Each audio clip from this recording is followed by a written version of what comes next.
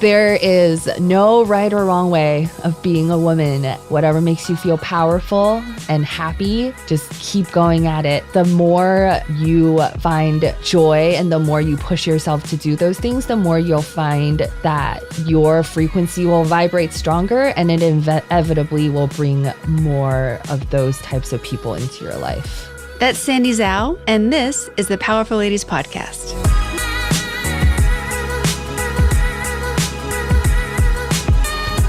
Hey guys, I'm your host, Kara Duffy, and this is the Powerful Ladies Podcast, where I invite my favorite humans, the awesome, the up to something, and the extraordinary to come and share their story. These are people that inspire me and remind me that everything is possible. I hope that you will be left entertained, inspired, and moved to take action towards living your most powerful life. Sandy is energetic and exciting, just like the plant-based biodegradable glitter she's created, EarthShine glitter. She's also your modern American success story. Born in China, she and her parents emigrated first to Canada, then to Palo Alto, California. Always creative and resourceful, upcycling the hand-me-downs she was given growing up, at an early age she became interested in the fashion industry. After working at LA fashion labels such as BCBG and Forever 21, she continues to mix product merchandising and e-commerce to bring brands into the modern era. When her passions for environmentalism and fashion came into conflict, she knew she had to find a way for them both to exist. This is her story. All of that's coming up, but first, are you looking for a way that you can be part of the Powerful Ladies Ambassador Program? Well, you are in luck. We're currently looking for women who want to host our One Day of Giving events as part of our charity campaign that supports womenforwomen.org. It's really simple to figure out how to host. We send you a full host kit with all the details that you need and all the resources, and of course, we support you along the way. Powerful Ladies One Day of Giving events are an opportunity for you to have fun, connect with your community, and make a difference in the lives of women around the world. These events do not need to be big. They should be like small, simple, easy things that you enjoy doing, from the yoga class that you teach, to the dinner party that you love to have, to even going to your local like paint and wine location and ask if they want to co-host with you. You invite your friends, they provide the space. All the money goes to the Powerful Ladies One Day of Giving charity. For more questions, you can email us hello@thepowerfulladies.com, or you can go to thepowerfulladies.com/giving. We can't wait for you to join us. There are tons of awesome benefits of being a Powerful Ladies Ambassador, which we'll tell you more about once you sign up. Well, awesome, Sandy. Thank you for coming to the Powerful Ladies Podcast. Thank you for having me. I'm so excited to be here. Yay. So let's start by, you can introduce yourself. Who are you? What are you up to? Okay, so my name is Sandy. I live in LA. Currently, I work for a company called Create Tribe, but more importantly, I have my own plant-based biodegradable glitter company. And I guess, how did I end up in LA? I was actually born in China. And then... what part of China? In northern China, Tianjin, so about an hour outside of the capital. And then I came to California. I actually spent the first 5 years after leaving China and Canada, and then came to California when I started high school. Spent all of high school in Palo Alto, was bored out of my mind, and got out of there as quickly as I could and came to LA and went to school for fashion. And that's kind of how I ended up here. I went to school here and then started working, and it's been kind of a whirlwind. And now super exciting that I finally am at a place where I feel like I have the experiences and I've lived enough life, not so much, but enough that I'm starting to feel like I'm building things for myself and with my own purpose and intentions. Yeah. Very cool. Thank you. Where in Canada did you guys go first? We first went to Ottawa in Ontario, which is actually the capital of Canada. And a big part of that was growing up in China, my dad came out to the States for grad school. And when my mom and I were trying to migrate, we just had a lot of problems trying to get our visa out here. So our whole family just moved to Canada, and my dad was working out there. That was when I started learning English. And and then after about 4 or 5 years, we actually spent the first few years in Ottawa and then went to Toronto. I moved around a lot growing up. Me too. And then eventually my dad was transferred out here to Oracle in Silicon Valley. And then I started high school in Palo Alto and spent most of my teenage high school years in Silicon Valley. Just saw the whole place kind of completely change 180 from what it was growing up to what it is today. It's pretty incredible to see all of that change. When it was time for you guys to migrate from China, were you excited? Were you nervous? Do you remember? I do. I don't think I was so young. It was just before I turned 10. I don't think I fully grasped what type of move was going to happen. I was really just excited because I was going to get to see my dad. And that was about 4 years since the last I saw him. That's wild that it was that long. Yeah. Because it probably must have been challenging for him even to go back and forth with visas. Yeah. Yeah, he couldn't go back and forth. And because he was a student at the time, one of my most distinct memories was he was so poor going to school out here, he couldn't afford the long distance calls to my mom. So I remember he used to make these like one-way calls where only me and my mom can speak to him and catch up with him about what's happening with our lives, but he wasn't able to speak back. It was the craziest thing. I have so much admiration for my parents for going through that and coming all the way out here and then having my brother after they came out here because of the one-child policy in China. Yeah, so it's pretty incredible the life that we have now in comparison. So what was it like for you and your mom when it was to the two of you? Or did you have a bigger family that you were with in China? It was a pretty small family, but it was me, my mom, and my grandparents. My mom worked a lot, so I remember basically being raised by my grandparents when I was really young. Yeah. Yeah, and I remember having a really fun childhood in China because I think, you're just carefree. I think my mom had to bear a lot more of like the grunt of what we were going through.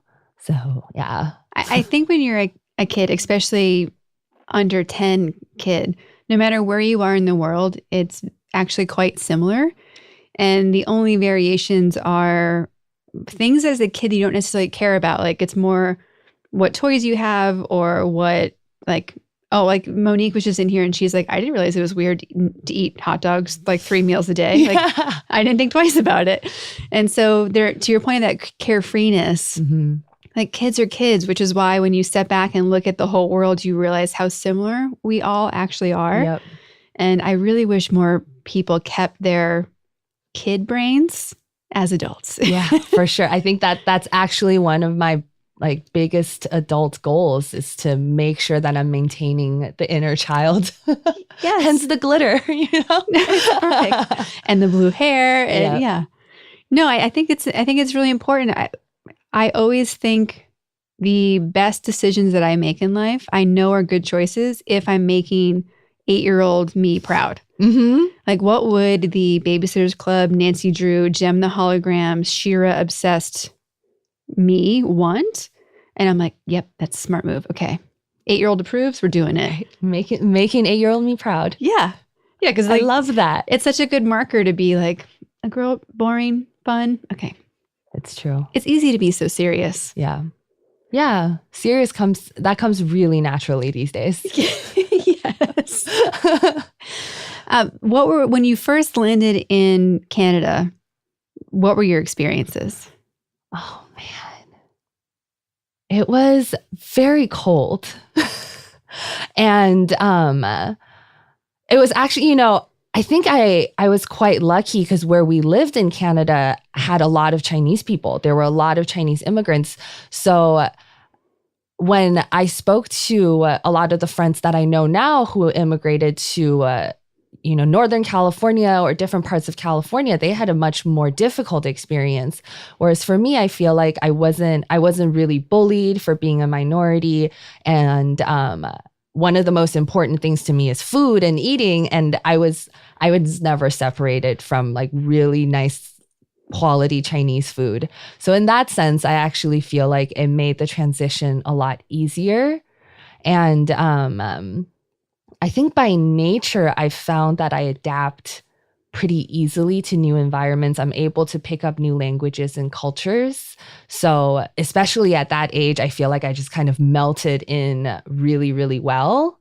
But now looking back, it's funny because now as an adult, I'm trying to integrate all of these different parts of me, like the part of me that is so Chinese and the part of me that feels very Canadian and the part of me that's very Californian. As like a 30-some-year-old woman, I'm like, how do I bring all those pieces together? Because they don't always make sense together. Yeah. What are the biggest conflicts between those three versions of you?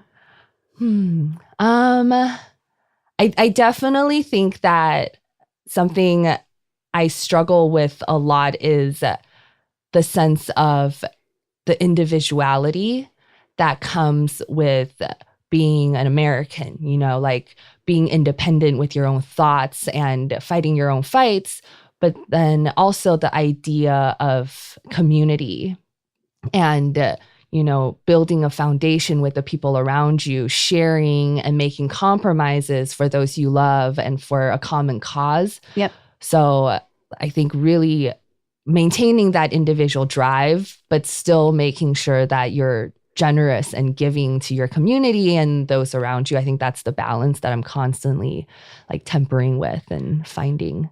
So it's interesting to me because as an American, I even feel that difference between the East Coast and California. Like, to me, we grew up a lot in, Philadelphia, New York area, and a lot in Boston. Like, I consider Boston home. And to me there, you have lifelong friends and you have a community that knows everybody. And there's a lot of, like, Boston's a very unique place because it still has a lot of these Puritan values, but it's also very progressive. And there's this really interesting balance. So even when I moved here, it was the hardest place I've ever moved, despite like moving abroad to a country that I didn't speak the language, because there was something about the community culture of, to me, especially Southern California, that there's like this gap. And once you find it, it starts to come together, but it's not like an instant thing. Like in Boston, you meet one person, you go out with them one time, socializing with their group of friends, and you're part of the family like after that night. And it's not like that in California usually. That's so interesting because I've never lived anywhere else but California. So I was not even aware that existed. Like that's fascinating how different it can be just going from a city to a city or a state to state. Not to take away from Canada because they have that on lockdown. Like whenever I was there, I was in Montreal last January and it was during the Olympics. And we were watching, watching the Olympics on TV at night in the hotel room working. And I was so impressed at how many commercials they had talking about what makes Canada great and building this cultural camaraderie of like, yes, Canadians are nice and they're hardworking and we take care of each other and we're nice to immigrants. And like, there are so many moments that I'm like, why do we think it's a bad thing to be more like Canada? Like it's not, I haven't figured out what they're doing wrong yet, but that people say that they are. I'm like, no, they're kind of winning at a lot of things. I haven't met a Canadian that I haven't wanted to hang out with forever, even if it's been on vacation or somewhere else. And some of my favorite people are Canadians. Yeah, it's funny that you say that because the idea of being American and like what that universal American identity is actually an idea that I've been pondering with a lot because when you think about like Canada as a whole or Canadians or China as a whole and Chinese people or any it may be generalizations mixed in, but you still get this very whole idea of like what that nation or that culture stands for. Whereas I feel like it's very piecemeal here. It very much depends on the person's perspective when you're talking to them and where they were raised, how they grew up. Yeah. And then I think that living and traveling abroad as much as we both have, you realize how similar people are, but you also realize that so many of the stereotypes that can become, awful things, depending on how far they are applied, as a fact to everybody, there's something behind them from a cultural perspective of like where that stereotype came from. Absolutely. And like when, working for like Puma, a very multinational corporation, you see the trends. Like if someone's like, oh yeah, and I'm going to pick on the Swedish people because they're great. If there's a Swede coming, like at the time, there was like a very specific look, like every Swedish person was dressing the same and they'd walk into a room and you're like, yep, they're Swedish. That's the Swedish uniform. And it's to me charming because if you're able to both, and you can imagine all the things they were saying about Americans as well. Like if you can accept the charmingness that can come behind you representing a culture and being clearly like, there's no way I cannot be American, right? It just happens. Like, and then also appreciate that person is 100% individual and, has a whole other set of diversity just within themselves. Absolutely. I think it becomes like you can have fun with it a little bit and appreciate those nuances. Yeah. It's when they become just the stereotype that you get into the whole world of discrimination and totally. And that. So it's a fine line. It is because I think it's so many of these types of topics that are very controversial right now, even, all the conversation around cultural appropriation. And I feel like if we can't take inspiration from each other's cultures, then how do we diversify the world we live in? And how do we, make traditions progress into the modern world? And I think it's really fully seeing and accepting each other's differences rather than pretending like we're all supposed to be the same. Yes. Yeah. Well, and I'm watching right now that Will Smith Netflix show, the One Strange Rock, I think it's called. Yep, I just started that recently too. It's so good. Yeah. And I love the fact that the way that they've produced, shot, and edited the series, that it really makes you proud to be an Earthling and like so excited about how diverse and colorful and weird like Earth and all the species are. Like I was watching it last night with Jesse and I'm like, Avatar, the movie, like there's no other place like that we found so far in the universe. Like it's here. Like that weird place is here. Yeah. And like, why do we want to get rid of that? I don't know. Like, I'm still mad when I go to travel in another country that they're so westernized now. I'm like, boo. That's sadly, that's how I feel when I go back to China sometimes. I'm like, what happened? And it makes me a little bit sad because, and I talked to Paul about this a lot. He's Korean and your husband. Yeah. And we both take a lot of pride in our Chinese and Korean histories and our cultures. But when we go back, because of this like mass, very fast industrialization going towards Western capitalism, it's the country and the people are forgetting to remember and sustain their own traditions. And it's really funny to see because we talk to a lot of Korean kids that are here in Korea who care so much more about preserving the culture than if you had spent your whole life in Korea because that's all you know. So of course you're looking for something different, right? You're looking for something that feels more modern. And I think that's something I'm very passionate about. It's just how do we get to a place where we can appreciate where we come from while striving for more.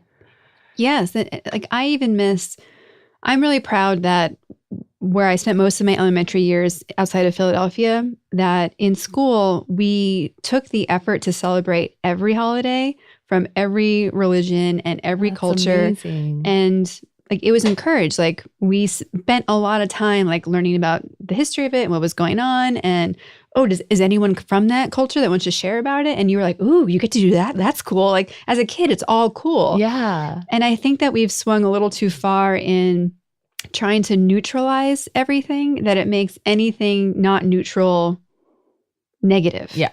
And it's like, no, like who made that call? I would like to have a conversation with you because what interest is there in life anymore? Like what fun does anyone get to have if like everyone's restricted to that little tiny comfort zone that isn't even dictated by themselves?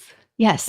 Yes. And especially to set that up in an education system where you're young enough to have the curiosity and the wonder and most likely not have any experience with those cultures, depending on where you live in the US in particular, and to learn to embrace it. Yeah. Like, something that recently happened in LA that I was completely in shock by was they're trying to build the metro line right now to go into Santa Monica, and there's been a lot of petitioning against it. But recently they had the kids in school pulled out of school to protest the tram building because they're saying they don't want to bring in people outside of Santa Monica so easily into the city. And I was fine with the petitioning. I'm saying, people have their opinions. Yeah. It's your home.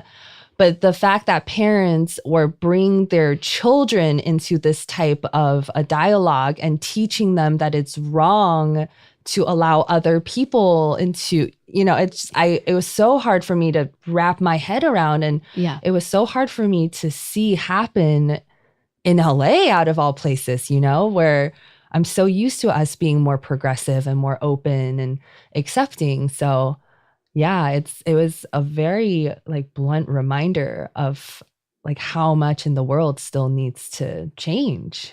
Well, and I think that so many people don't realize that changes like that are actually going to help you in that neighborhood. If you live in Santa Monica right now, if you could jump on a public transportation to get around LA versus having to be on the 10, your life is going to be dramatically improved. Yeah. And I think especially in the LA culture, we forget how reliant people are on cars because it becomes so obvious to us. But when you have a car-based culture, you leave out people who are too young to drive or too old to drive to really being able to fully be part of the community. And we don't talk about that enough. And I'm a nerd about that stuff because of my minor was in the cultural anthropology and mapping things out and the impact, how your city impacts your culture. And to your point of how integrated you were in Toronto versus, or the different culture in Toronto versus here, just how Toronto's laid out as a city and everyone gets mixed together and it's walkable. There's a lot of public trans. Yep. One of my favorite cities in the whole world. But there's something about that too. And it's the same thing with, I lived in Germany and like Canada, there's a lot of just things you have because you're human and you're a citizen. And to hear people in the US talk about how it's going to hurt the average American, and I'm like, hold on. The average German has a pension, they have healthcare, they have free education, they have more vacation days than CEOs do in this country. They have all this maternity and paternity leave. I'm sorry, I think the average American wants that stuff. And they're obviously a mess over there because life just sucks if you live over there. Right. It's not taking, and I think that's the idea is we feel like if other people have more, it somehow takes away from you, where we can all have more. You can all have more, exactly. It's not like if you hoard more, it's something that it's such a simple idea, I feel like, to get over. But we happen to live in a world right now where I feel like people, whether it's a lack of self-love or poor communication, but there's just everyone feels like they're lacking. So they're all very taking focused, which just digs us even further into this hole. And there's it's the Maslow hierarchy of needs, right? If you know that you can leave your corporate job because you know that you have healthcare and you know that you have, access to education or other things, it'll actually fosters more entrepreneurism. It fosters more small business. It fosters more people being able to live a life that would make them happy than be miserable and mad that they can't have the life they want because somebody else does. Yep. And it's I keep hearing back in the 1950s, we knew that in 20 years, it would be a 15-hour work week. And now, people are working 60-hour work weeks, and 2-income families can't afford to have a kid. And, it's just, where did we go wrong? When did our priorities get so out of whack that nowadays it doesn't matter how hard you work or how much you invest in what you do? like people can't seem to find happiness or inner peace. Yeah. Yes. And shout out to Sweden again. Like they just did that study where they realized that the most productive people after this massive study was I think a 30-hour work week. And they even moved some of the hours where I think it's if you start at 7 and end at 2, that's when people are most productive, cognitive, everything else. Mm-hmm. And if you really look at how your own day goes, there's a reason there's an afternoon slump. Yep. Like you are go, and then you're like, I got to make it to whatever time you get to leave. I actually, I listened to a podcast. I don't know if it was Hidden Brain or it's a podcast episode where they talk about actually that the way our brains cycle, we actually have 2 cycles per day. So we aren't naturally meant to only sleep once at night, that it actually is much healthier for our like cognitive functioning to sleep at night, get up early in the morning, like you said, from like 7 to 2, be very productive, have that afternoon. Siesta. Exactly. And then go on with the rest of your day. But yeah, again, we live in all of these parameters that are set up where it's a formulaic way to live life, and you're just told that that's the way to do it. And I think a lot of generations that came before us, there were bigger problems for them to deal with, and I really think about my life and these struggles that I have as a result of the fact that I'm privileged enough to even struggle with these things, like I don't have to worry about a roof over my head or feeding myself. And so I can think about like the purpose of what I'm doing and if I'm fulfilling the intentions that I have for myself and the world. So yeah, it's funny because we have come so far and life has gotten so much better that we can kind of look back and reevaluate our priorities. And it makes me so happy that there are so many people now moving into the tiny house movement or figuring out ways to hustle and make it work. Like the notions of the like picket fence American dream life. Some people have that and they love it and awesome. Like go for it, go and do it. But I think everyone has some of those ideals. It's just a matter of what that looks like for them in reality. And if America is the place where people get to have their freedom and their liberties and be self-expressed, you would think that we would encourage people to choose their own path. Like it'd be those schools where you can choose your own major. Like that to me is what sounds like the Declaration of Independence says versus nope, you do this, and you die. And you're like, oh no, I'm good, thank you. Yeah, it's true. But I think it's almost like the easy way out sometimes, right? Like to follow that formula. And if it was 50 years ago, that formula worked for a majority of people. You do get the white picket fence and you get the family with 2.5 kids, but it's not so simple anymore. So like it's almost a blessing in disguise that a lot of us are forced to rethink what we're doing with our lives and how we want to have that hustle. And that's honestly, I think, the silver lining to what the whole world is debating right now is that there's a different level of awareness and consciousness about what are we doing and why. And I think that's good. I just wish it wasn't under such dramatic circumstances. That's what we have to deal with. But it's okay. We're a dramatic race, though. We are. We are. So let's go back to you and your story. So you went from Toronto to Palo Alto, and then you came down to LA. Was it to go to FITM or somewhere else? No, I actually went to Cal State LA. Nice. And then I studied fashion design and merchandising. Kind of started my hustle, and I was working 2 jobs, had like 2 internships while I was in school. It was great. And then let's see, I've been all over LA I started at BCBG. Yeah. It's one of my first jobs out of college. And since then I've been at Forever 21, a Nasty Gal, at Toby, fashion companies, big and small in LA. And I love the creative behind it. And I'm a girl, like I love beautiful clothes, beautiful shoes, glitter. shiny things. Yeah. But it actually honestly just got to a point, I think, working so deeply in that industry, I just started feeling really irresponsible about the cost of a pretty piece of clothing. Yeah. I have the same struggle. Yeah. And as much as I love making things and creating things, I started asking myself, why am I making those things? And what purpose are those things serving in the world? Do we really need another t-shirt in this world? Or is there another way for us to rethink about what we're making, how we're making it, so that we're still creating beautiful things, but hopefully leaving a better impact?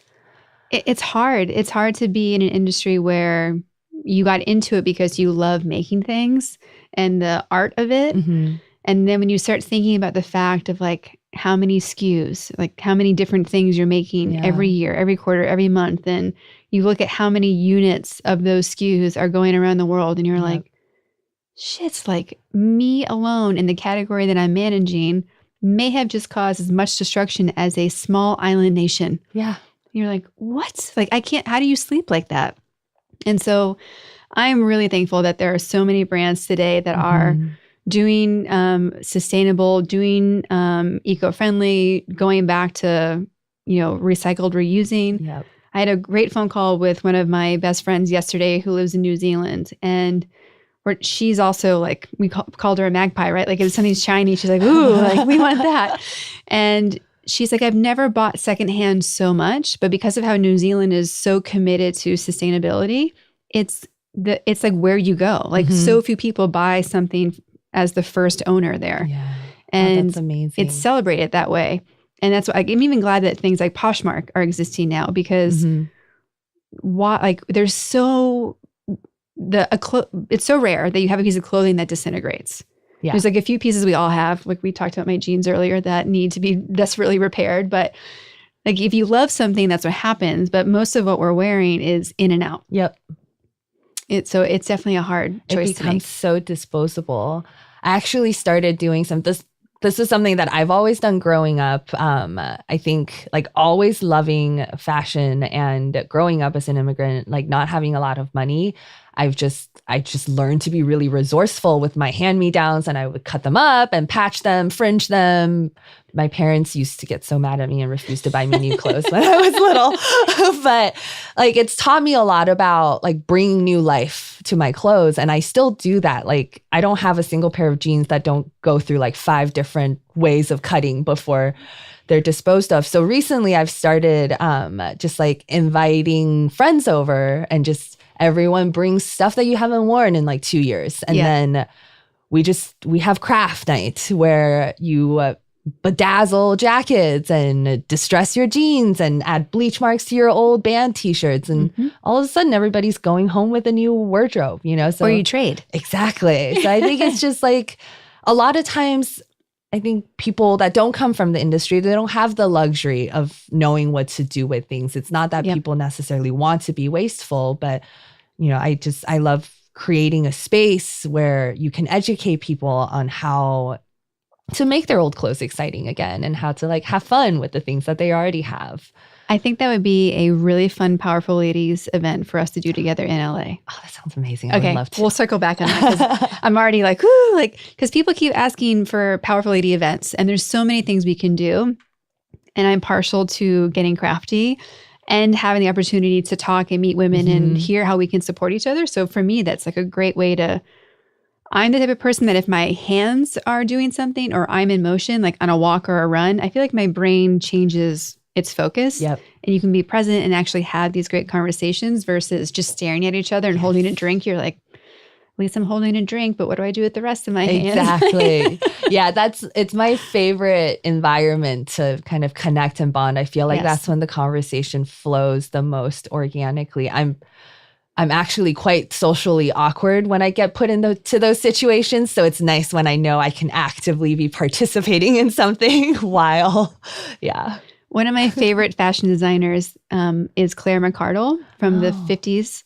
And she actually was one of the first people. She started off doing a lot of very 1950s housewife stuff and then also did some very progressive things in regards to pants for women and all this other stuff. And she was a very progressive, powerful lady. So there'll definitely be a bio about her on the website. I'll probably just copy paste my presentation from design school, but that'd be amazing if I just uploaded it. Right? But one of her quotes is that she always put pockets in her skirts. And if I don't have pockets in a dress or a skirt, I get so frustrated because we have stuff. Yeah. And you don't always want a bag or something. And I need my phone, a key, and a lip gloss. Like that's the minimum requirement for me to leave the house usually. And she said that she didn't do it from a practical purpose, but her quote is that women always need a place to put their hands. And it wasn't coming from there's like that quote out there that's super machismo about like idle hands for women, something. It wasn't coming from that perspective. Yeah. It was just that like so often we're like have to be in action. Like we're not good at just sitting because there's always something to do. There's always a to-do list. There's always, let me help you. Let me fix that. So if you have pockets, you can at least like, okay, they're in a space. They're safe. And I think the new version of that are the leggings with the pockets, which I'm really glad that somebody did that too. Such a game changer. Thank you. Well, it's men always have great pockets. You know, a man's jacket not only has your outside pockets, they have zippered pockets on the inside. And at what point, who decided that women's fashion doesn't have room for pockets? So I'm a huge pockets fan. Yes. If it doesn't, and like those, what is up with the jeans where you have pockets? The like it won't even fit a lip gloss.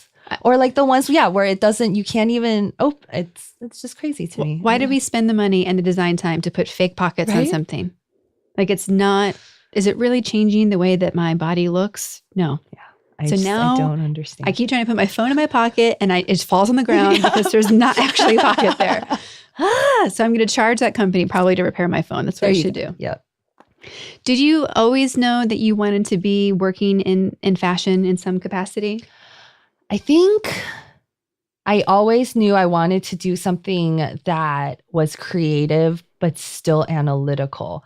Like I knew I took a lot of art classes. I love drawing and painting in my free time, but I just knew I wasn't a designer. Like I knew I didn't have the brains to like, just much too ADD for that. So I was looking for something where I can really get into the numbers and the data, but still have my creative outlet. And fashion just seemed to make sense, where it is a business, but you're creatively making things. I think that was kind of my justification going into it. And then as I started working, I definitely have a love-hate affair with fashion. Yep. So it's something that has been so challenging. And I've definitely been in environments where it wasn't the healthiest, but it's really made me who I am today. I think it's really built a lot of the strength and the clarity of self that I have now that I never would have had if I didn't come into this industry. Yeah. And I go through phases as well where I get so disappointed about what's out in the fashion space. Mm-hmm. Like being someone who loves shopping, not even for like going and making the purchases, but just looking at everything. When you go and there's nothing fun to look at, like if I can walk into a store and be like you're like, what? Yeah. And I was like, am I just getting too old? Like what's happening? And then I just saw recently the new Moncler collab. Ooh. Where they did the African inspiration on the jackets. Like I saw that and I was like, thank you, universe. Like there are designers that are doing things again. Like it made me so happy because it looks so amazing and the collab came together so well that I was like, okay, I have hope again. And there's always been things happening that are awesome. They're just not getting enough attention. Mm-hmm. Like similar to how the culture in general has gone to homogeny is the good thing. Yeah. I feel like fashion has as well. And I miss when I grew up in the 90s approach of like, if you looked like your friend, that was not cool. Yeah. And I'm hoping I get a feeling that's starting to come back. And I'm really happy about that. The influencer blogger culture that is so big right now, I feel like has created this commercialism between all layers of fashion that you can't expect artistry anymore, even from the highest designers, because they're all just filling this mold that's been determined, but not even because I know that they think that they're catering to the customer base, right? Yes. And it's hitting a certain level of sales or whatever it may be. But that look or that identity isn't dictated by the consumer. It's dictated by this very small group of people who, for whatever reason, has decided that this is what everyone should look like now. Well, and I also feel like there was a phase when a lot of large retail brands have been choosing to over-cater to either the accounts that were buying it or the end customer. Mm-hmm. And I remember getting into so many fights at different brands about, like, we just need to say no. Mm-hmm. Like, if somebody else is making it, why are we? Going back to we don't need it. Yep.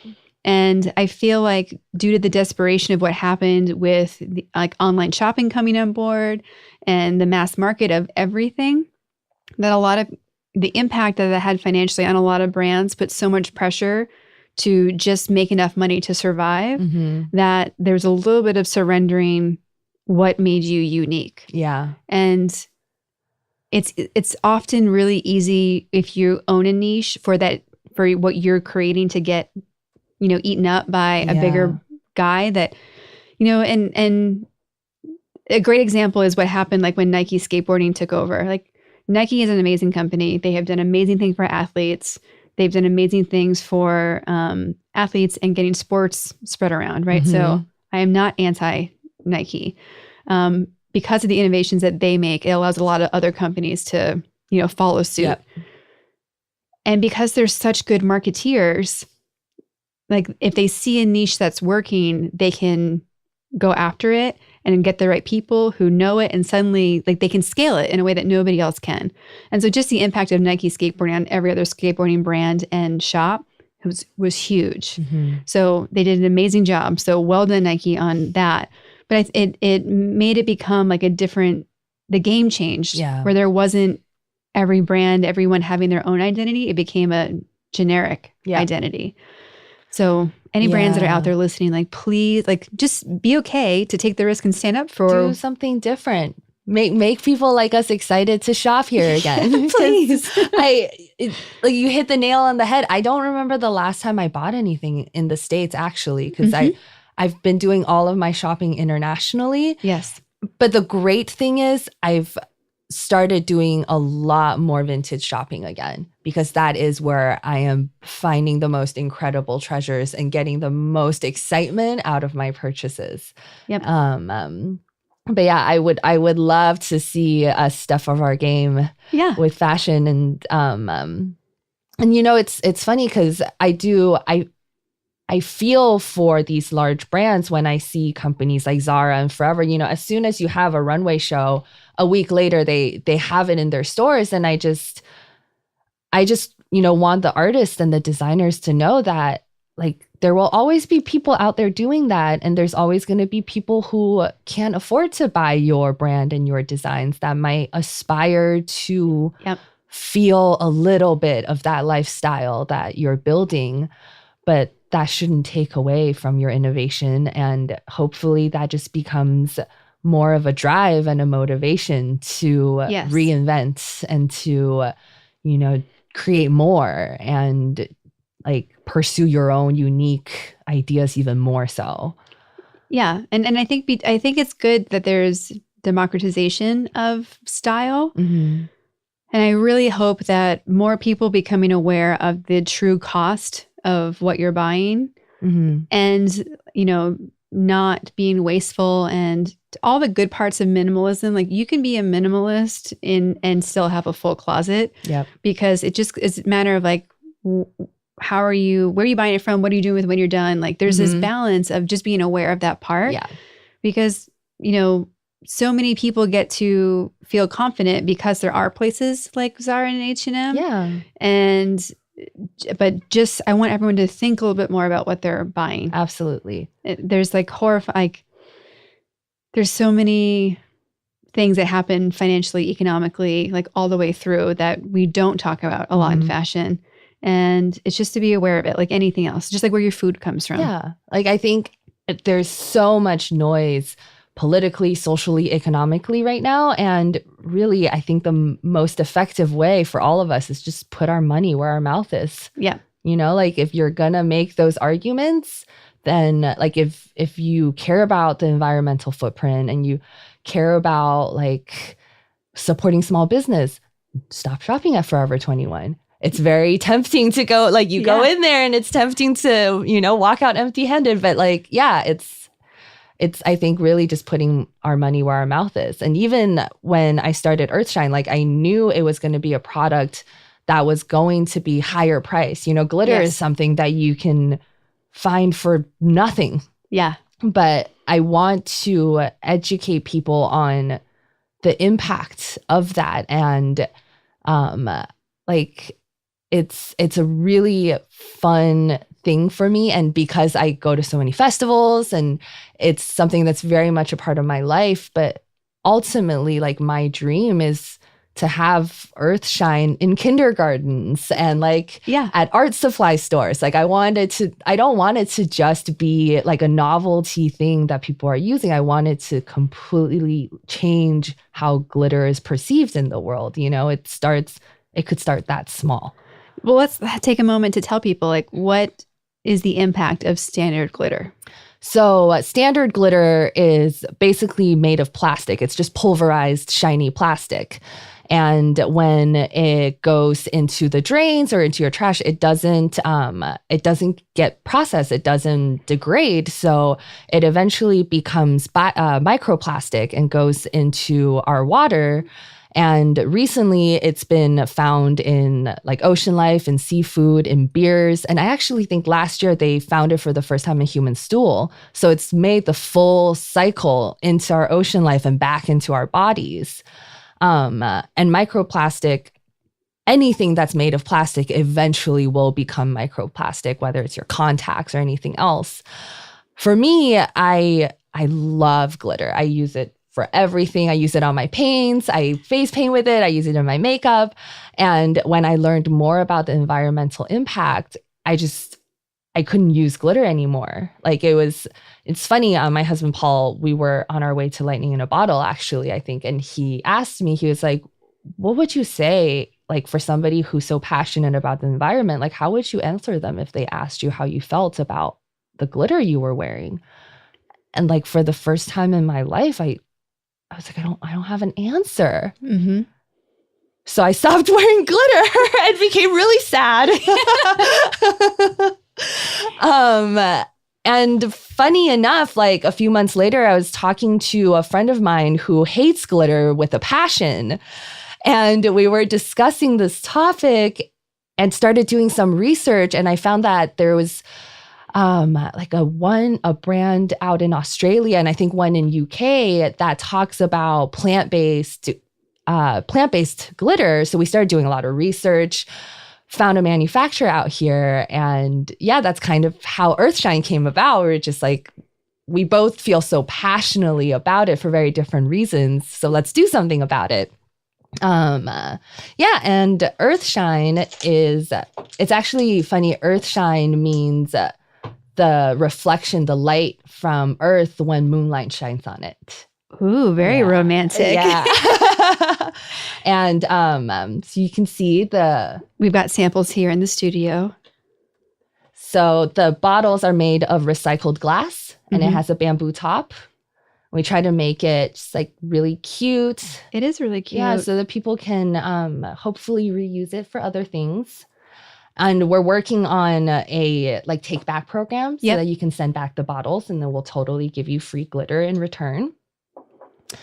And then so this is our first set. We have like 8 colors right now on the website of loose glitter. And these are actually great. I love the story because they're made of eucalyptus. The glitter is? Yeah, the glitter is made of eucalyptus. And eucalyptus is actually an invasive species of trees. So it's good to harvest them. It is good to harvest them. So I kind of love that on so many different levels. We are, making hopefully a more positive, more helpful impact on the environment. And the best part about these as a woman, may I open this one? Yeah, of course. It's the glitter is way softer than regular glitter. Ooh. So if you feel it on your skin, it doesn't harm your skin at all. Like when you're washing it off, it's not gonna I'm gonna try that one. It is. Sorry. It's like powdered sugar. Yeah, isn't that great? Yeah, I want to feel it.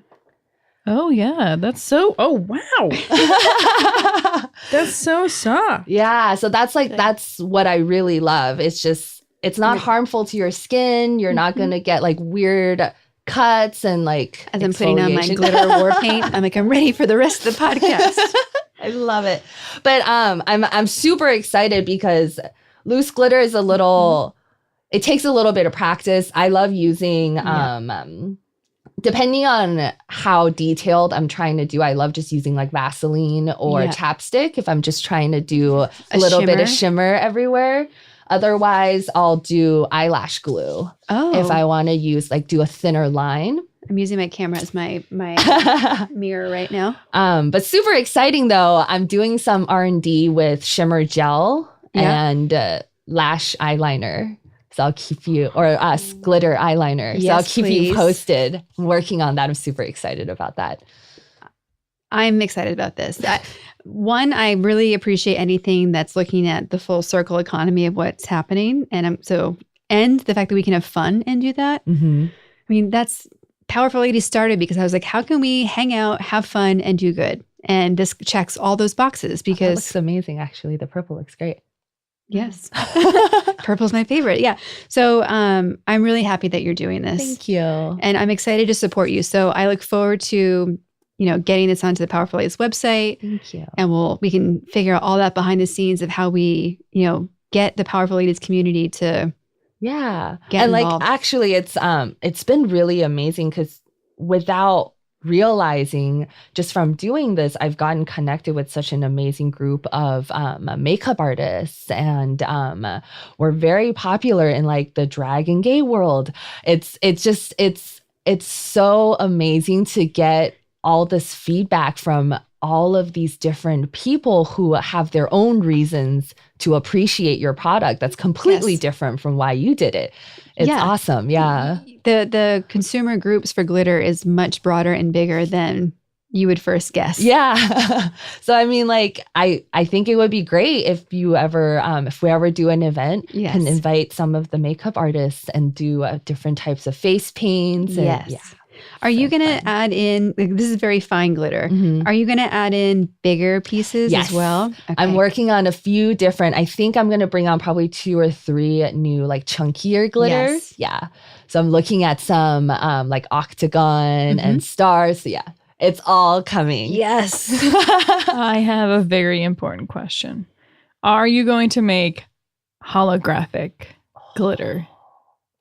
Yes. Perfect. We will talk after because I can hook you up with someone. But the holographic, there's a big YouTuber and she calls herself, she does all hollow nail polish tutorials. Ooh. She calls her and her fans are called holosexuals.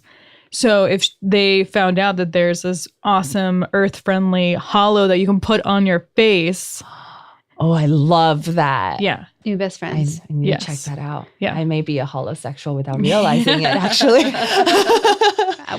We need to add that to the options. Yeah. Yes. I mean, I give credit to Jem and the holograms as my powerful ladiness and my style identity. I love it. No, for real. I mean, I really think that this sweater I'm wearing a zebra sweater, like a zebra cardigan. I really think that this is in one of the episodes and I didn't realize it until my sister had given me the DVD set a couple years ago for Christmas, and I was watching it again and I'm like, oh, this is actually still good as an adult.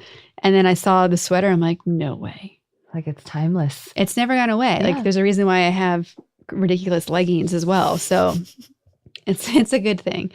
For moving into the youth market and kids, what about if somebody eats this glitter? Totally fine. It's completely FDA compliant. You can eat it. It's eucalyptus. So could you use this as a topping, to decorate cakes? And I mean, what else do you want glitter to do? You can do anything with this. I actually have never thought about that. But yeah, it would be a beautiful cupcake topper. Yes. So cute. Yeah. Oh, I love that. All right. So we just The added things you like can 18 do with new glitter. markets. Yeah. That's amazing. I'm super excited. Yeah. And for people who want, they can go to the website. It's earthshine.com. Earthshineglitter.com. Amazing. Okay. And we'll have all the links to it and everything else in the show notes and on the Powerful Ladies website as well. So everyone listening can go and see everything there. We'll have all the click-throughs and all that in your bio. Yeah. And any feedback that you guys have, any color requests, feel free to leave us a note. Yeah. That's amazing. No, it's so good. I mean, the story, I mentioned it in the About section of Powerful Ladies because it made such an impact on me, and the fact that she had an orphanage and she was in a band and she's a badass lady. Just badass. Yeah. And she was like 16. And you're like, what? You can do that when you're 16? Imagine what I can do as a grown-up. Seriously. It's so crazy. One of my favorite stories that you've shared are that your husband is known as the sandwich guy. Paul G sandwiches. Yeah. They're world famous. What are the Paul G sandwiches? Well, it's just one. Just one. It's funny. It started off in college, and it was before we actually even really met. And one of my really good friends from high school, they were college roommates. And I used to hear about these Paul G sandwiches that he would make for his roommates. So when we started dating, I just kind of forgot about it over the years. And it wasn't until years after we were dating, after we got married, actually, I was really hungover one morning and I got a ham, cheese on white bread Paul G sandwich. It was amazing. But I will say, since then, that sandwich has evolved a lot. Now it comes with a fried egg, the cheese is melted, the bread's toasted, you even get leaves in it. It's come a long way. Now people are going to be asking where they can get their own Paul G sandwich. It's the Paul G sandwich deluxe. When we do our event, we should have him having his sandwiches. Absolutely. Yeah. So as you've been going through the whole fashion world, what have been moments that have made you feel powerful, and what have been moments that haven't, and how have you dealt with those? It's so funny because I think the moments where I felt the least powerful in the moment are actually the moments that have made me feel the most powerful now. Great way to put that. No, I think it's true. Yeah. So I think some of my darkest moments and some of the moments that actually made me take breaks from the industry and really walk away and had to spend some time with myself were the times where I think I let my identity get lost in the industry, and I was letting people around me and the stress and the pressures around me dictate my decisions and my behavior. And I think I just stopped caring about people. I forgot to care about people. And those were the moments where I just felt like it was really difficult to move forward in the industry. But I think looking back now, like really getting past those moments and realizing that it's all about the people and it's all about the culture and the strength and the union that you find in your shared passion and cause. Like those are the things that really makes this worthwhile. Yeah. So so those were not like my proudest moments, but I wouldn't give those up. And some of my closest friends are people that I shared those times with, and we've walked away much more sure of ourselves and much more sure of what we want to pursue versus I think even though I pursued fashion as a passion of mine, I think a lot of what I was going after, whether it was the titles, the promotion, the raise, it was still not for the right reasons. So yeah, I think falling on your face sometimes is necessary so you can get up, shake it all off, and look around and decide what direction is right. Yeah. As you've been going through life, who have been role models for you and people that you've looked up to? My mom, definitely, it's number one. She used to make my clothes for me. She's incredibly creative, but I think being a woman in China at that point in time, pursuing anything creative as a career wasn't really a viable option. I don't even think it was something that she considered in that time and age. But she was always incredibly creative. She used to make me all of my clothes. I remember like playing dress up with her, and she would teach me how to sew. So she's always been just such a source of inspiration in that sense. And then I'm actually a lot like my dad, personality-wise, character, temper, everything. I'm like my dad.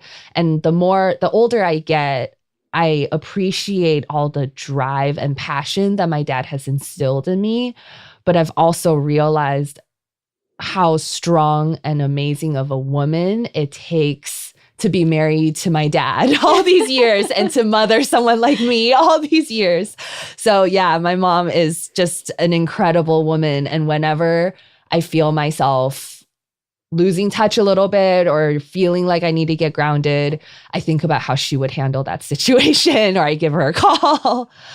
But outside of my family, I have huge admiration for the Greys and the Shulgins. So I love Allison Gray. I love everything that she stands for, everything that she has fought for in her industry, and how she's a psychiatrist. So how psychiatry speaks with the rest of the world, and with legalization and a lot of the other topics surrounding that. And then I'm very interested and passionate about the conversation around drugs and around legalization, and the psychiatry and the rehab that goes around that, and so much of that potential that we haven't been able to delve into. So especially for some of the people in our society who need it the most. Yes. Whether it is the LSD test or the MDMA, and I'm pretty sure every drug that is banned at this point has an opportunity to help. Yes. Yeah. Like I think with all of the drugs that are the pharmaceuticals that are legal, there is pros and cons to every single drug and substance that you choose to put into your body. And I think that if we are willing to put the resources and the studies into these lab-made drugs, then the same amount of attention should be placed on everything else that's available. So I'm fascinated by the Shulgins as well, with all of the work that they do. And I think it's just people who are so ahead of their time, who saw things in a way that is so outside of how the world works. I find such inspiration in their story, and it really pushes me to constantly question the status quo in my life. And like, I can only hope that by pushing my own weirdness and living my own weirdness to the fullest, that like other people can feel empowered to do the same, regardless of how the world might react to them. I think every person I've had on this podcast has described themselves as weird. But I think it speaks to, like, everyone's weird is different, and everyone nerds out about different things. But I think it goes back to embracing the things that you naturally get excited about and curious about. And like, if more people leaned into geeking out and going down the rabbit hole of things that they find fascinating, like what else would we know today? Yeah. Because we're all working so hard to be, quote unquote, like at the top of our fields. Yeah. But if we just all geeked out about ourselves, we would be experts in those things. Like, I'm an expert on glitter. I never would have thought that one day I could, talk for hours about glitter and how it's made. But it just came so naturally with investing in the things that you care about and the things that are important to you. And that's not a selfish thing. No. Like, it's bettering yourself is the beginning of bettering the world. And I think if people weren't so caught up on changing the world and just became more focused on making themselves better and focusing on themselves, then everything else will naturally come. It starts at home and home within yourself, right? Absolutely. I also could talk to you about glitter for hours, and I don't know if every listener wants to go down that path. But I do think that to your point of questioning your weirdness and questioning what your status quo is, one of the things that I have really gotten out of my relationship with Jesse, my boyfriend, is any preconceptions I had about what life was supposed to be or could be or what the rules were. It's been great to see those all get thrown away, and like how we both like challenge each other in that way, where like things that he's like, of course, I'm like, what? And vice versa. Yeah. And there's something about asking why about everything that I think is so valuable. And you might ask why and be like, just get back to where you were. Like, okay, cool.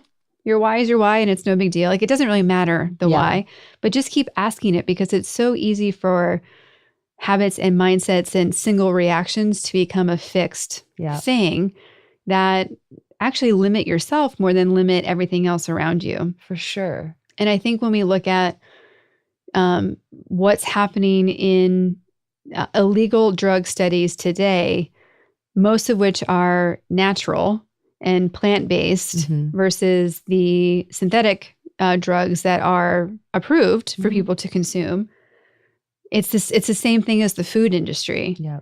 Like, it's, the fact that we have soda and processed chicken nuggets in school, but we don't have fruit. You're like, wait, what? Why are we making it hard on ourselves and more expensive?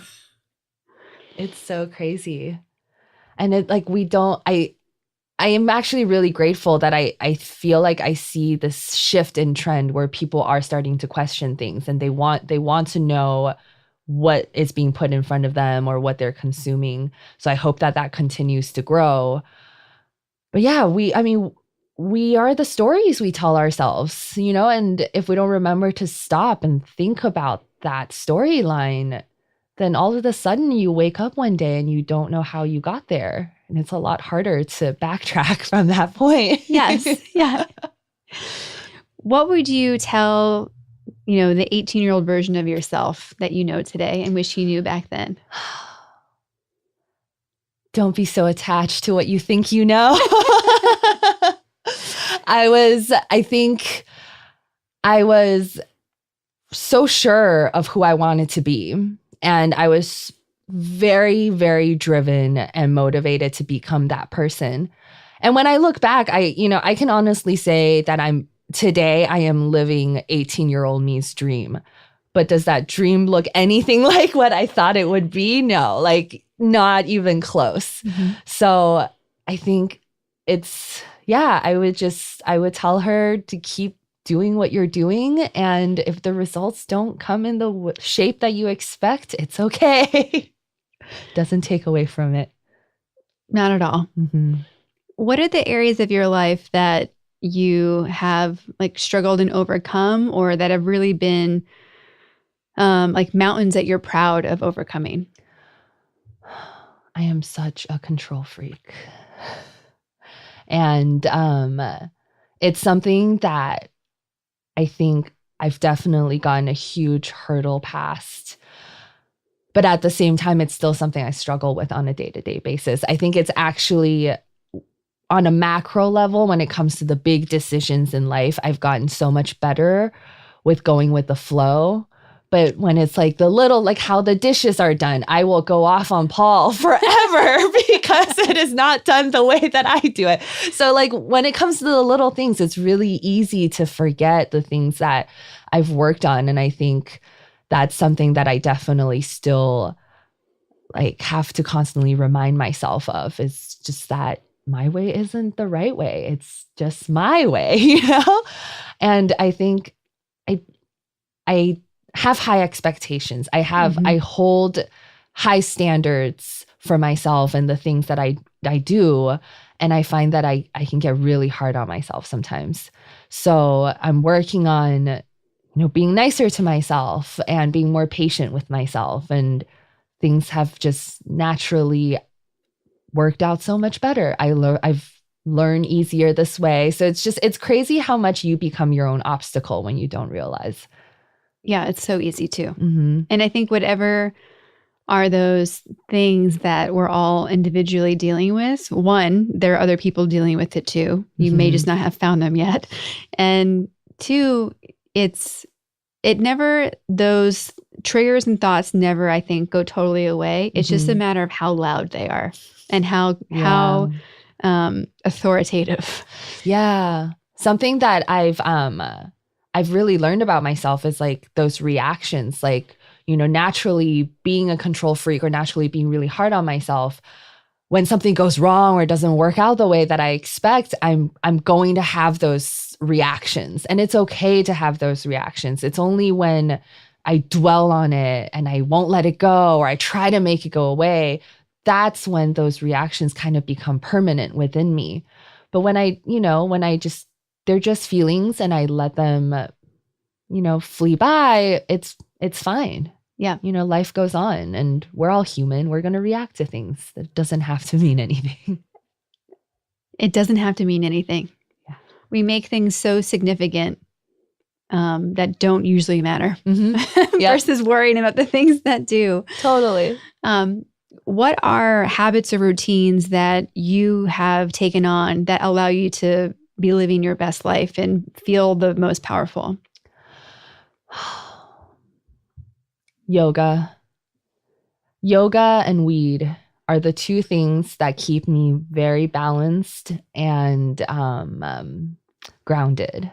So those are two things that is very much in my personal routine. Yep. And I think in a lifestyle basis, I'm such a workaholic. I love working. So now that I've gotten older, I've actually been telling myself to be more disciplined about setting aside time for travel, setting aside time to do nothing. Yep. To just have fun, be silly, be irresponsible. And I think that has actually made work better. It's made me more productive at all the other things I do, is making sure that I'm maintaining this balance and I'm allowing adult Sandy and, inner child Sandy to both live and both have a voice inside me. I think, scheduling is a very responsible thing to do. But I think whether you need to schedule more productivity into your life or more fun, the same answer is scheduling. Yeah. And for people who are free spirits, they hear that and they're like, oh, like everything's going to be predicted and it's like, hold on. No one said it had to go in the box. It just said maybe fill the box in so that it doesn't, if you want to take on a change in your life. So whether you schedule the yoga so you remember to go, or schedule out the block that says do nothing or stop working, like from even right now with Powerful Ladies and how like this past week has been really intense leading up to the launch, and I've been working like 7 a.m. to midnight.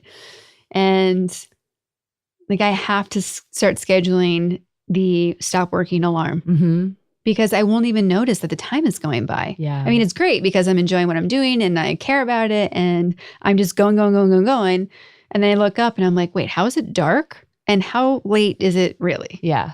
So, I mean, luckily I have a dog that interrupts things once in a while, but it's, Jesse keeps calling me and he's like, what are you doing? I'm like, working. He's like, have you gotten out of your chair? Have you stood up? Have you gone for a walk? And I'm like, oh, no.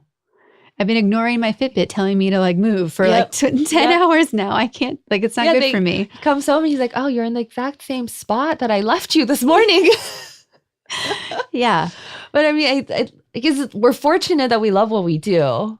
But yeah, I think setting aside time for fun, very important. Yes. It's something that I've taken on because I think we're similar in the drive and the liking it and, knowing that we can create it so we want to. And it's like, hold on, the balance is important. Yeah.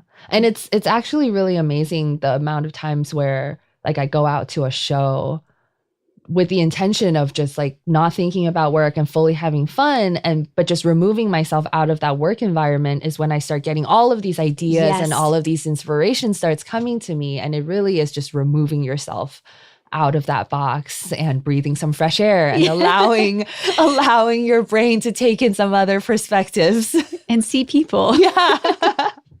I went to a ladies group that had its first meeting in Newport this past week.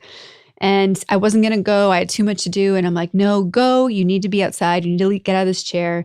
And I went, and it opened up this whole other world of possibilities in an hour and a half. Like, I still set an alarm when I had to leave to get back to finishing stuff up. But it was just great to do it. And it like that, it was a reminder to me that I love doing this because I love connecting with the people. And I can't let it all be about the computer work and typing and emails, because yes, that's important. And yes, people are depending on me to do things. And I'm in charge. So guess what? We're going to go be social right now. Yeah. And we're not going to make poor Jordan work 7 days a week for the rest of her life. That was a whole conversation we had earlier. Yes. As you look at the world and what's happening with the women's movement, what is your perspective and opinion on what's happening and where things are going? There's two sides of the coin for me. I feel like it's really encouraging to see that there's so much more honest and open conversation. And I see a lot of women coming together in a truly authentic way to talk about things that are difficult to talk about, that are taboo. But then on the other side, I also see just a lot of noise and static in the media that really, for me, are just distractions from the matter at hand.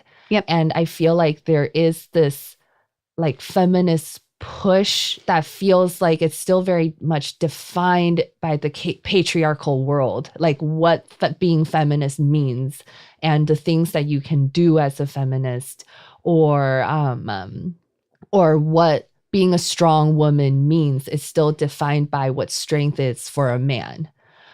And I just really feel like for us to be strong, it's not even about woman, man, gay, straight. It's just us as individuals really being able to discover who we are and embrace all of that is, no matter the color, the gender, the identification. But that's really the world that I hope that like we're all working and living towards. But I just feel like it's still a very separated world, you know, and even as minorities are fighting for their voice and fighting their battles, they're still fighting a separated battle that still is segregating us as a whole. So, so this is a little embarrassing, actually. Something that I say a lot when I get a couple drinks in me and I try to talk politics. I always tell Paul that we should all human right before we human rights. So it's like, how do we all be better individuals and just be better people before we worry about all these huge movements and huge, you know, like, that's kind of how I feel. It's just embracing the individual, embracing our differences and allowing each other and empowering each other to do that for themselves. We need everybody to be powerful. Yeah. I mean, it took me 4 years from Powerful Ladies starting to now to start doing this because I struggled with the name. And people who've heard the other episodes have heard me talk a little bit about it. And because I didn't feel comfortable calling it Powerful Ladies for so long. And then one day I was like, fuck it. Like, I don't care who's on the show, right? Like, I do care, but we're going to invite whoever I want. And if they identify as a lady or they don't, like, it's okay. We're going to have great conversations. Mm-hmm. And I couldn't let that limit my creating a platform for people to be empowered. Yep. And I agree with you on all the points you made. There are women and men and however else you identify that just need to focus on what you need to be to realize how capable and powerful you are and that you already have everything that you need. Mm-hmm. And that's a crazy concept to wrap your head around sometimes of like, if I already have it all, like, where is it? Why don't I feel like, right. Yeah. And so what I think is the best value out of what's happening with the women's movement is that women who didn't think something else was possible are getting exposed to other women who either feel the same way or are willing to reach out and help. Yeah. And everyone has such a different experience. And I know that mine is different than everybody else's. And like, it's hard to understand how some people are wherever they are, stuck in this place or going crazy over here, and it doesn't really matter, right? Mm-hmm. I just want anyone that doesn't feel like they can do anything and be happy and have their dream life. Like, that's not how you, like, go to the Powerful Ladies website. Like, go ask your question. There's like 80 buttons of actions you can take, but like, just really, because there's somebody either in the same position as you or like someone has the answer that you've been looking for. Yeah. Sometimes it's the hardest when you alone are just dwelling on your problems and they become these huge monsters that are impossible to deal with. And the minute that you open that line of dialogue and you talk to people, you realize that you're not alone. There is not a problem out there that only one person is experiencing. You know, there's always other people who have been there, who understand, who can, you know, if nothing else, be a listening ear. And you know, for me, that's something that I struggle with, is like asking for help and asking for things from other people. But I'm realizing that that's what makes us human. And that's what brings us together, is being willing to let your vulnerabilities show and like communicate about the things that make you feel insecure and unsure sometimes. Yeah. There's an element of humanity that allows people to be more approachable sometimes when they actually share what they've gone through and what they deal with, because everyone deals with something. Yeah. So one of the things that I find to be most inspiring in life is people's struggles, you know, the things that they've really had to work through to get themselves to who they are. Because the rainbows and butterflies in life don't make us who we are, right? It's the things that we struggle with, the mistakes that we've made and the falls that we've had to deal with. Like, that's really what makes us who we are today. So I find those things in life so much more interesting. Yeah. And to own them. Mm-hmm. Absolutely. It's your battle scars. That's what makes you a badass, powerful lady. Yeah. Like, you know, a warrior never knows how capable they are until they've been in battle. And that's really the same thing. And when you get to test and push your limits and see how far you've come or how much more you do have to go, that's really cool. Like, there's an exercise that there will be a downloadable document you can get on the website about how having conversations with people and asking them questions about you, like kind of doing an interview about yourself, gives you so much power because you see how you show up for other people. And it's really scary to do it at first because you don't really want to ask the people that maybe you don't think like you or you don't like, or you're afraid of what they're going to say. Yeah. But the truth is that hearing how other people view you it's cool, because you realize how much of their opinion is like their thing, not yours. Yeah. Or they give you this insight that you didn't see by yourself. And you're like, oh, really? Like, I don't want people to feel that way, or I can take that on, or I can change it. And then more than not, you're going to walk away with like 80 million compliments, because it's true. When you really ask someone how you show up or how can I be a better person, they're going to start there and there'll be like 5 things out of the 100 that they'll be like, maybe look at this, this, and this. Yeah. And you're like, okay, awesome. And it's so cool for me to discover what the world looks like for the other person. Like, that's my favorite part. Like, I almost stop listening about how it applies to me and just look at, like, what do you see? Yeah. Like, it would be so cool to be able to actually get into somebody else's world in that sense. To see their perspective. And, right. Yeah. Like, even like, you know, your husband or my wife, like we know them so well, but like, I still don't know what he sees. Like, it's true. And you know, Paul and I talk about this because we perceive the world so differently. I I'm such a visual person. And like, if I see one face, I can pick it out from a crowd. And he's very musical. He's never had any traditional training, but if he hears a song, he's able to play it on the piano. And I'm completely tone deaf. So the fact that so when we meet someone new, the way he remembers them is purely vocal, whereas I only remember their faces. Visual. Yeah. So I'm just like, just to experience the world in the way that you do would be so fascinating, because that's an entire like sensory that I don't quite utilize the same way ever. Yeah. It's very cool. And I like, that's also just even with things like psychedelics or any type of drug. I love hearing about just people's brain chemistries and their body chemistries and how differently people react to the exact same thing.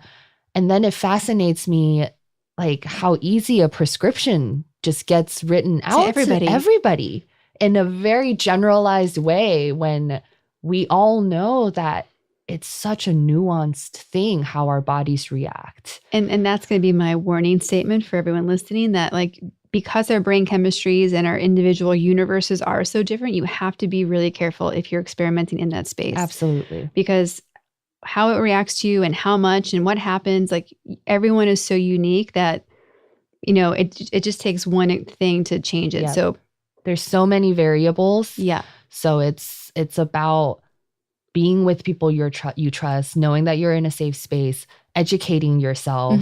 It's, you know, it's with anything, right? Like being safe is always the most important thing, taking care of yourself, loving yourself, and setting yourself up to succeed and to optimize in your life experiences. And I think that's also why it's so important to allow people to do research on it. Because I just think for the human race, whatever's out there in the world that we could interact with, I'd rather know a whole lot about it than have some weird things out there that we do not know what's going to happen. Exactly. So it's like stumbling across a poisonous plant. You would never know. Yep. So education is so important at all those different levels. Yeah. And it shouldn't be at this filtered, dictated way of education. It's knowledge is powerful, and it shouldn't be wielded by certain people only. Yeah. I remember not knowing how I felt about people, like the homeschooling experience when I was, going through school myself. And obviously from my perspective, thinking about missing that social interaction and missing the camaraderie and like the whole being in community at school experience. And there's been so many examples of kids who have, just like anything else, some thrive in that environment and some don't. But the ones who have thrived, I love seeing the freedom that they've been given to accelerate at their own pace and stay on things longer that they don't get naturally. And just the emphasis on being like curious. Like I miss, I personally am a fan of field trips. And I just think it's so cool to like just learn about everything. Yeah. Like there's really not a topic where I'd be like, no, I don't want to learn about that. Yeah. Like none. So, and it's been a reoccurring theme, I think, in this whole conversation of go out there, learn things, do things, see things. And like you learn just by experiencing life. Yeah. It's very cool. It is. Learning's fun. So what do you have planned for 2019? What are your big new things? What are you taking on? 2019. It's funny. I get made fun of a lot when I say this, because every year I always like to set some intentions for myself. And 2019, I was like, you know what? This year I'm going with the flow and I am not setting any intentions. And then all of my friends are like, that's an intention, right? So, damn it. Darn. So free spirited. But actually even organized as a free spirit. Yeah.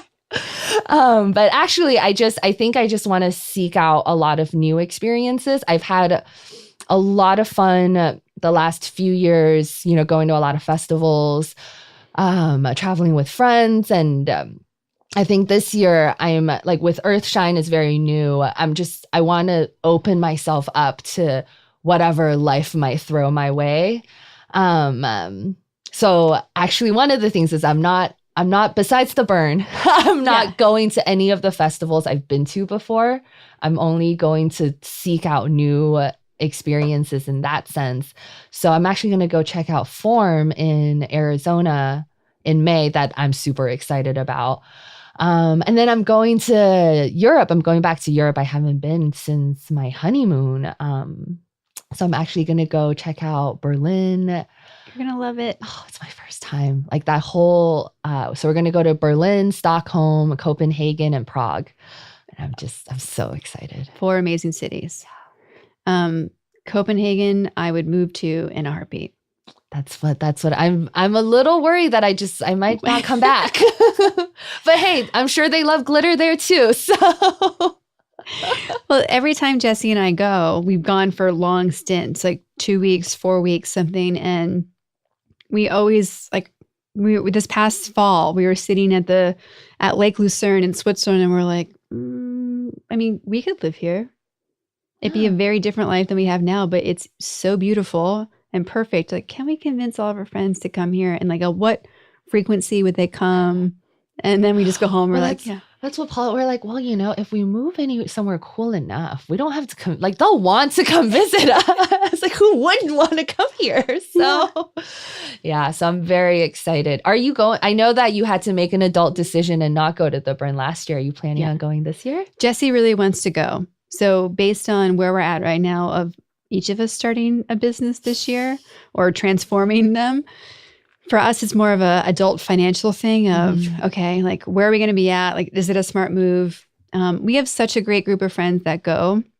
We're part of the Perky Parts camp. And it's like, I really recommend that everyone go at least once because it's the only thing I've experienced. As much as I've traveled and been to crazy places, it's like going to another planet. Yeah. And it doesn't make sense unless you've been in it. Yeah.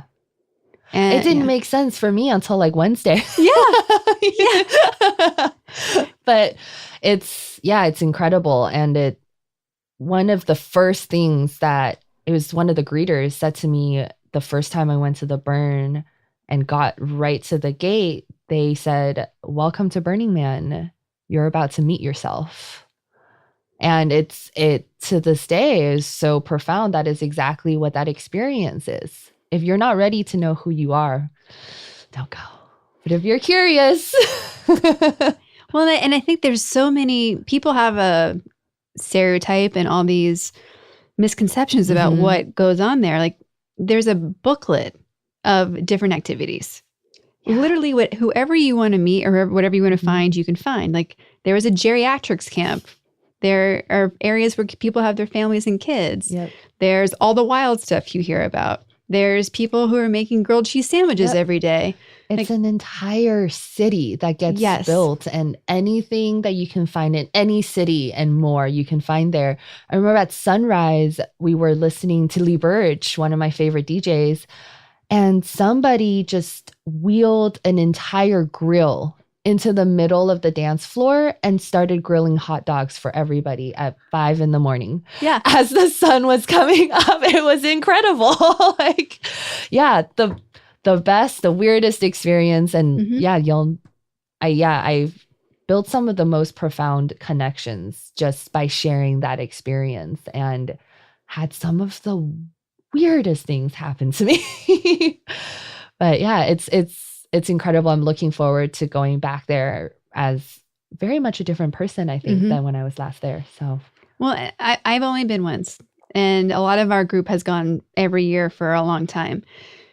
And part of me that the reason I want to go again is because every time you experience it differently, and certainly from the first time to another, because the first time you go, there's a level of this overwhelming factor. You have no clue what you got yourself into. Yeah, it's like when I moved to Germany, and I bet you experience this every time that you've moved country, that the first 6 months you have a headache because you're translating and figuring things out, and then one day you don't know you have it. Until one day you're like, my head doesn't hurt. I didn't know it's been hurting this whole time.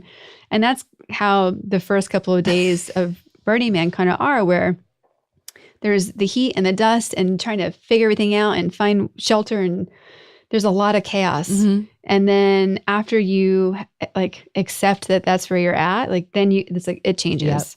Yeah. Because you're pushed to your limits by the elements, by the people around you, the lack of privacy. And yeah, it really pushes you to the edge, and then your true colors show. Well, I think for no other reason than to see it at night. It's Epcot on steroids, or not Epcot, the electroluminescent parade, like on steroids. Yeah. You literally feel, at least I did, that you are inside of a fish tank, because everything is blackness except for all the lights and colors. Yes, that people made and brought with them. And there's a part of the 8-year-old self that's like, wait, we can make all this stuff? It's incredible. I spin fire for fun, and I can never spin in LA. Like once a week, there's a park in Culver City that a lot of the spinners can get together, and it's literally just this tiny little basketball court that we all have to share and try to spin fire. And not burn each other. But other than that, there's really nowhere you can really go. And it's something that, movement meditation, and I get a lot out of it. And when I went to the burn and I showed up and I was like, you can just spin fire wherever? It was the most incredible feeling. It's like being a child in a world where there's playgrounds everywhere and you're just told you're not allowed to play. And all of a sudden you show up and there's no rules. You can play wherever you want. Well, and what's, in spite of the lack of rules, there's actually... People are responsible. Yes. Incredibly responsible. I remember when I used to see people litter, I would get very, very mad and start screaming at them in the middle of the store on the street. I was very self-righteous about it. And after going to the burn and just really living in that type of an environment, I realized that making a world better, or the impact you can be so much more responsible about how you make an impact and what type of energy you put out there. And now I realize if I see someone littering, it's so much more impactful for me to just go and pick up what they threw away and put it in the trash than me making all of this noise, causing all of this ruckus wherever I may be. So yeah, it's very eye-opening. And one of the most profound things anyone has said to me, and it's very insignificant, but it stayed with me so for this whole time, is if you really want to change the world, how do you leave a bathroom when you walk out of it? Because I'm a very responsible person, right? I go in, I don't make a mess, like everything's fine. But if you walk in and it's a mess, if you really are taking on the world being awesome, you can't leave it that way. That's true. Yeah. And I'll walk into a messy bathroom, like I'm mad that I have to clean up after somebody, but then I just do it anyway. And that way, at least, like I left knowing, like, nope, that little cubicle of the world is where the way it's supposed to be. I can go. Granted, there's exceptions, right? I'm talking about a relatively clean bathroom and like paper being on the floor. Not a scary truck stop bathroom. Like I'm not bringing my own gloves and Clorox. Like a bucket in the trunk of the car. That'd be amazing. That would be like leveling up, right? Really living into that. But there's something different when, how we started this conversation about communities being responsible for each other. Like, yes, you want to be responsible for yourself, but there's an element of, if you're part of a community, you are responsible for everybody in it. Yep. And whether that's the homeless situation we have in LA, or it's how your neighbor feels, and if they're, someone says hello to them every day or not. Like, it's really not hard to take on responsibilities for other people. Yeah. And it's just a matter of taking 5 seconds. For sure.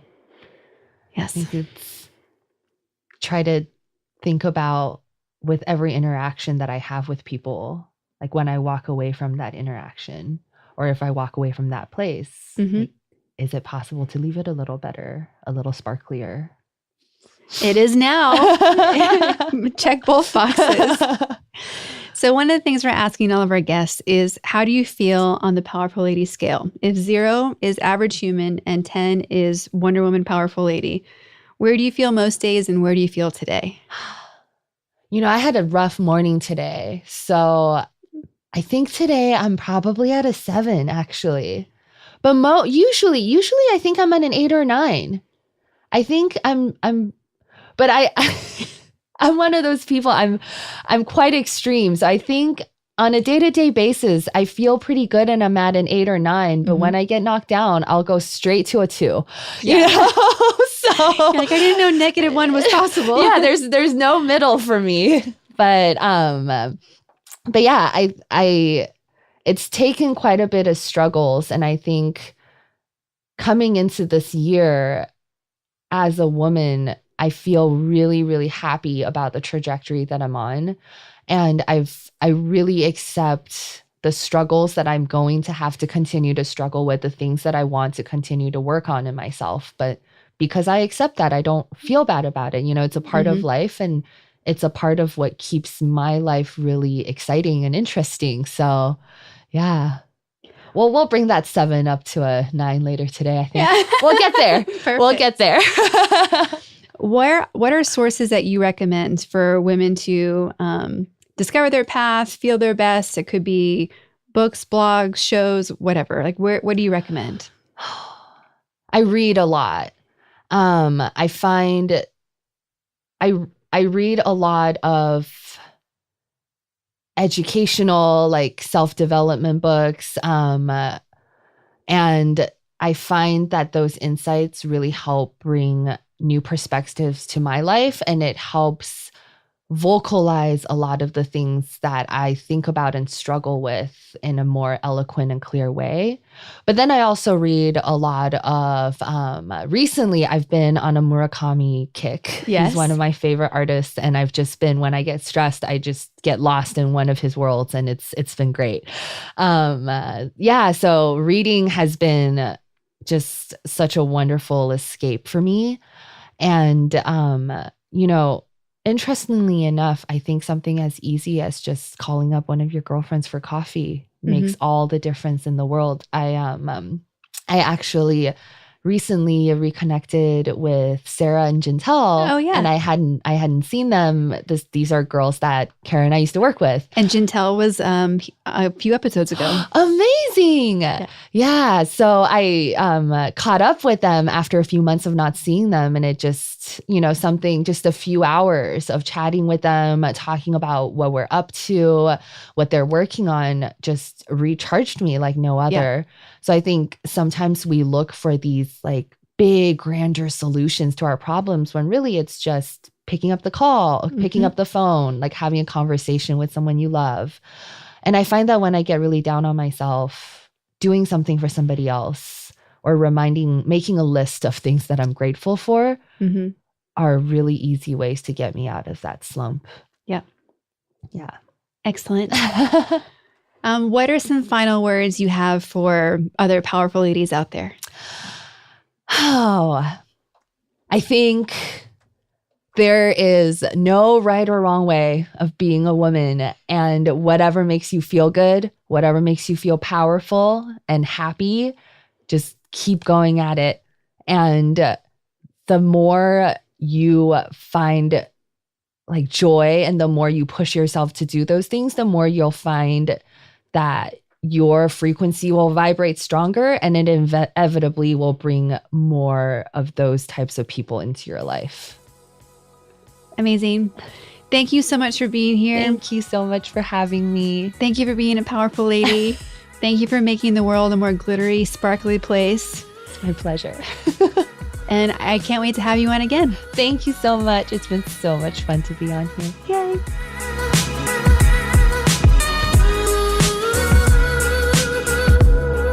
Isn't Sandy a ray of sunshine? I'm left feeling better about humanity after this episode. Is it just me? It could be, since we spent so much time talking about glitter and fashion and making a difference in the world, which are for sure in my top 10 of discussion topics. I love that she's equally optimistic as she is determined and focused, equally free-spirited as she is curious and deliberate. I encourage all of you listening to take on a little bit of being like Sandy in your life. What's your glitter? What brings you joy, yet is in conflict with your values? That, my friends, is the golden ticket to a new possibility for you. It could be a project, a product, or a business. At a minimum, it will allow you to be curious, to learn, to discover something new, and light up all the good parts of your mind and soul. Let us know what you find by asking those questions. Email us at hello@thepowerfulladies.com. If you love what Sandy is up to and want to contact and support her, you can follow her on Instagram at thunderingflow, email her at szhao06@gmail.com, connect with her on LinkedIn, Sandy Zhao, and visit earthshineglitter.com. All of the EarthShine glitter colors are available at the Powerful Ladies shop, thepowerfulladies.com. Use code SANDY, SANDY, to get 10% off your order. Free shipping within the US. If you'd like to support the work that we're doing here at Powerful Ladies, there's a couple of ways you can do that. Subscribe to the podcast on Apple Podcasts, Stitcher, Google Play, or anywhere you listen to podcasts. Leave a review on any of these platforms.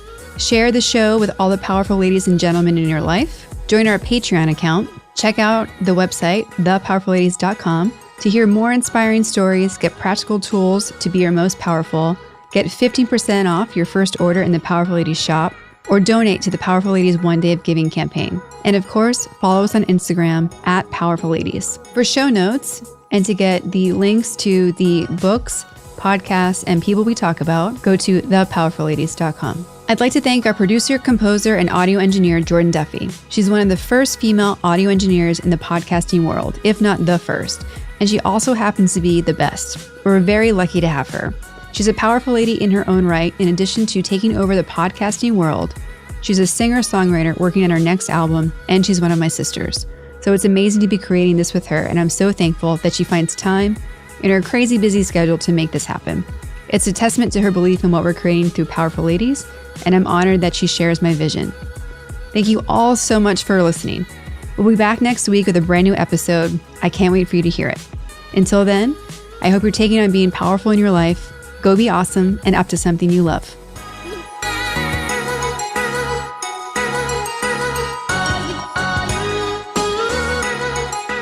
Hey guys, who doesn't love glitter? All right, Mark Brangeball, I'm calling you out. I know you don't, and we've bombed your office as a result, full of glitter for your birthday. You're welcome, because everybody needs glitter in their life. And guess what? You can now have glitter everywhere in your life that you want it and not feel bad. Regular glitter is made with plastic, and then it becomes microplastics, and it ends up in our food and our bodies and basically ruins the environment, which is awful. But now there is a solution. EarthShine glitter is plant-based, biodegradable, made from eucalyptus, and is FDA compliant. That means you can put it anywhere, eat it anywhere, do whatever you want with it. So whether you want your glitter to wear to a festival, you want it to decorate products, you want to put it on your cupcakes, or you just want to throw it in somebody's face, guess what? Now you can. And know that it is soft and safe for the environment and you. There are 8 colors: amethyst, citrine, which is a beautiful green, diamond dust, emerald, rose quartz, ruby, sapphire, and turquoise. They all come in a reusable glass bottle with a bamboo top. So even when your glitter is gone, you still have a cool bottle to use. All of EarthShine Glitter's colors are available at the Powerful Ladies shop, thepowerfulladies.com. If you use code SANDY, SANDY, you can get 10% off your order of glitter. Who's listening right now that is committed to living a healthier, more fit life? All of you. I thought so. I could hear you all raise your hands as you're listening. Great news. Powerful Ladies has partnered with Primal Kitchen to give you 10% off whatever you order. All of their products tend to be gluten-free, process-free, they're healthy, they're delicious. They are the foundations, things like avocado mayo, avocado oil, salad dressings, all the things that are going to make your healthy lifestyle taste delicious. It's all in the details. Go to primalkitchen.com, use code PowerfulLadies, and get 10% off every order. You're welcome.